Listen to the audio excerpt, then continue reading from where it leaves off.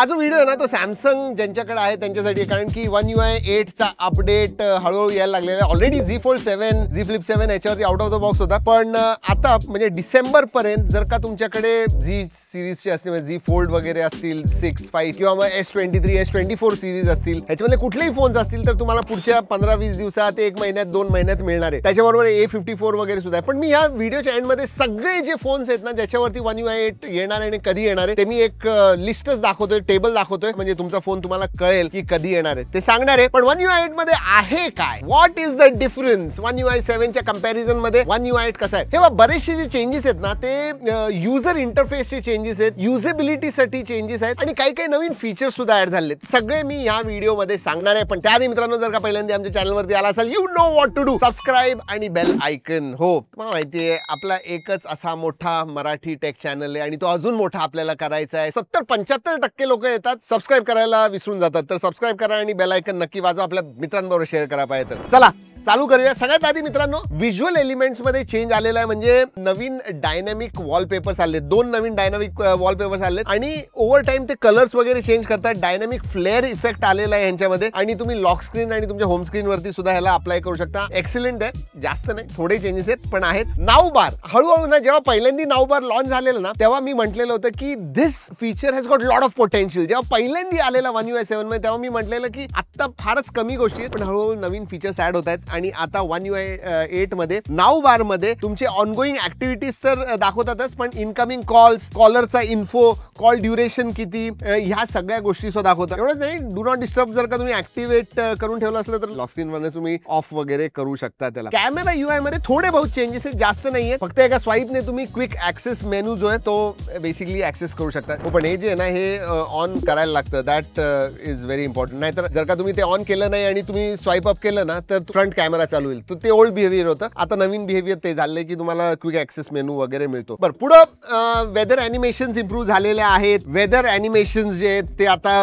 बऱ्यापैकी इम्प्रूव्ह झालेत, म्हणजे आता क्लाउडी आहे, सनशाईन आहे, हे सगळं खूप छान ते आता दाखवतं आणि व्हिज्युअली अपीलिंग झालेलं आहे. जर का One UI 7 च्या बरोबर कम्पेअर केलं तुम्ही तर वेदर ऍप म्हणजे काय तेच इन्फॉर्मेशन दाखवतो, पण एका चांगल्या पद्धतीने. अजून एक छोटासा फीचर आलेला आहे प्रोफाईल कार्ड मध्ये, कॉलर मध्ये, कॉन्टॅक्ट्स मध्ये वगैरे जेव्हा तुम्ही तुमचं प्रोफाईल एडिट करता ते बेसिकली चेंज झालंय. प्रोफाईल कार्ड मध्ये चेंज करू शकता. फोटोचा व्ह्यू लार्जर आलेला आहे, म्हणजे तुमच्या फोटोचा व्ह्यू सुद्धा मोठा दिसतो आणि त्याचं एक छोटंसं प्रिव्ह्यू वगैरे दिसतं. तुम्ही इफेक्ट्स वगैरे ऍड करू शकता, फिल्टर्स ऍड करू शकता, कलर्स वगैरे. बेसिकली ते चेंज झाले, जास्त काही मोठं नाही. कॉल रेकॉर्डिंग्स आता ऑर्गनाइज झालेत. It has become much more user friendly. Quick share feature थोडा म्हणजे त्याच्यामध्ये डिझाईन अपग्रेड झाला आहे. क्विक शेअर फीचर जे ना ते मला अतिशय आवडलेलं आहे आणि वी यूज इट एव्हरीवेअर. आमच्या ऑफिसमध्ये बरेच लोक सॅमसंगची फोन वापरतात, त्यामुळे क्विक शेअर. पण आता जास्त त्याचा इंटरफेस जो आहे तो मॉडर्न झालाय, दिसायला चांगला झालाय, युजेबिलिटी त्याची अजून चांगली झालेली आहे. म्हणजे बॉटम मध्ये 2 टॅब्स येतात, रिसीव्ह आणि सेंड. जेव्हा तुम्हाला सेंड करायचे तेव्हा फाईल्स वगैरे जे ते सिलेक्ट करा, इमेजेस असू दे, व्हिडिओ असू दे, डॉक्स असू दे, आणि ज्या माणसाबरोबर शेअर करायचे choose that and send. That's about it. Split screen enhance झालेली आहे. Yes, again it has become much more user friendly. आता तुम्ही बेसिकली वरचं 20% करू शकता, खालचं 80%. म्हणजे डिपेंडिंग तुम्ही काय काम करताय त्याप्रमाणे तुम्ही विंडो ती रिसाइज करू शकता.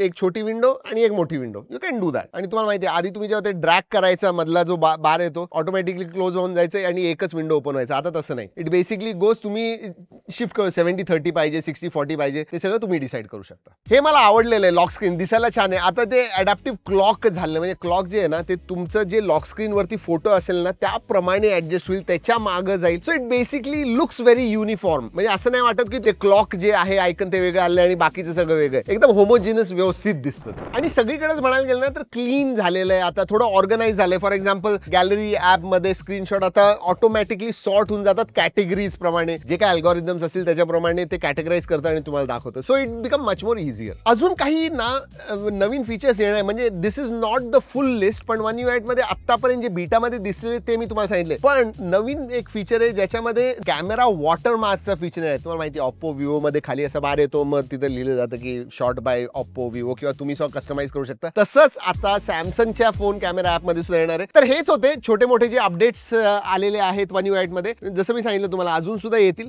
पण आता तुम्हाला दाखवतो की तुमच्या फोन्सवरती कधी येणार आहे One UI 8 चा अपडेट. बरं, ह्या सगळ्यांमधला तुम्हाला सगळ्यात जास्त आवडलेला फीचर कुठला आणि तुमच्या फोनवरती कधी येणार आहे ते मला खाली कमेंट्समध्ये सांगा. Yes, if you are a Samsung user obviously. पण एक गोष्ट सांगू का, वन UI ओव्हरऑल जर का बघायला गेलं ना तर over a period of time जास्त मच्युअर होत चाललंय. म्हणजे आता अजून नवीन फीचर्स पेक्षाही ना जे युजेबिलिटी आहे त्याच्याकडे जास्त फोकस आलेला आहे. कसा वाटला व्हिडिओ? आता पुढचं कुठला व्हिडिओ करायला पाहिजे, काही आयडियाज द्या आम्हाला कमेंट सेक्शनमध्ये. आणि जर का व्हिडिओ आवडला असेल लाईक करायला विसरू नका. चला मित्रांनो, या व्हिडिओमध्ये एवढंच. पुढच्या व्हिडिओपर्यंत जय हिंद, जय महाराष्ट्र.